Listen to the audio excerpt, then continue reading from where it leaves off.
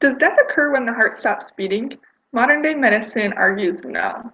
By most accounts, the point at which death occurs or death is declared is when the heart has stopped beating and there's no longer brain activity.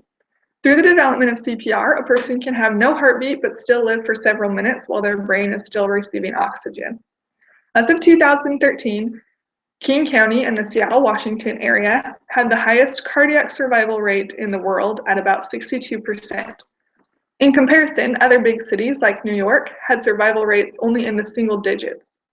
Why is there such a big discrepancy? The county credits their high rates of CPR training by local residents. Cardiopulmonary resuscitation, or CPR, is the act of artificially pumping blood through the heart and the body. The intent is not to restart the heart, as some people may believe, but to delay tissue death, specifically in the brain, by keeping oxygenated blood flowing through the body and the brain.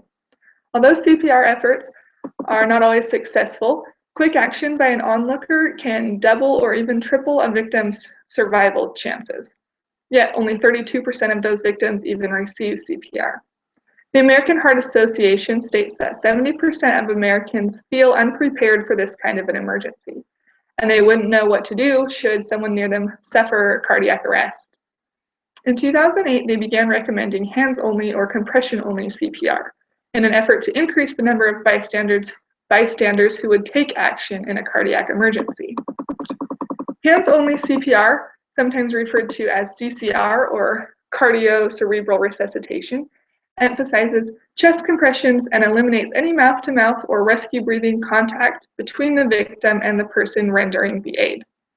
Because this newer version requires very little contact, everyone is encouraged to learn it so they're able to give aid in an emergency situation and help save a life. Hands-only CPR has been proven to be just as effective in adult cardiac arrest victims, and it's easier to remember and easier to perform. According to the American Red Cross, 88% of all cardiac arrests happen at home, so learning this skill is extremely important, as the life you are most likely to save is someone in your own family. In 2009, that's exactly what happened to Kathy and Scott Harden in Flagstaff, Arizona. One night while she lay in bed, Kathy went into cardiac arrest and had no heartbeat. For 18 minutes, she lay unresponsive as her husband Scott administered life-saving hands-only CPR while he waited for EMS to arrive. Due to her husband's quick response and EMT training, Scott was able to start the chest compressions immediately, which doctors say was crucial for Kathy's complete recovery.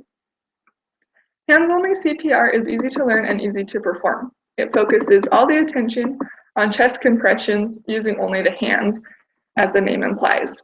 It's a series of fast compressions, at least 100 per minute, pushing down at least 2 inches in the middle of the victim's chest. In an adult who was breathing normally until the moment of cardiac arrest, the blood already contains enough oxygen to keep their organs, specifically their brain, alive and functioning for several minutes after their heart stops beating. The difficulty then is that the oxygen can't nourish the cells, organs, or brain unless it's being circulated. Circulation is normally done automatically by the beating of our hearts. But in this case, it needs to be done manually by chest compressions.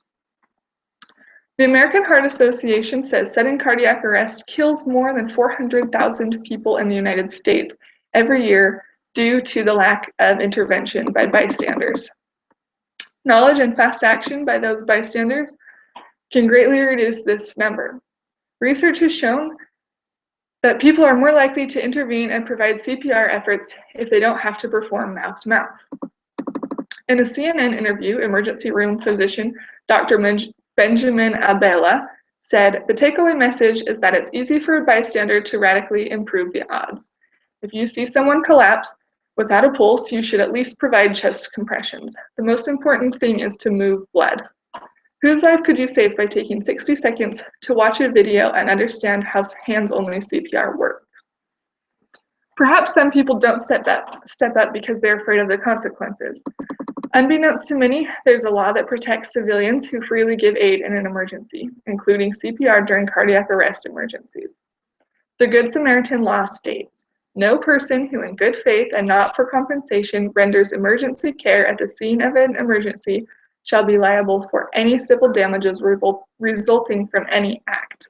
Basically, the law is saying that if you try to help someone within your reasonable knowledge and or training, you cannot be held responsible if they don't survive.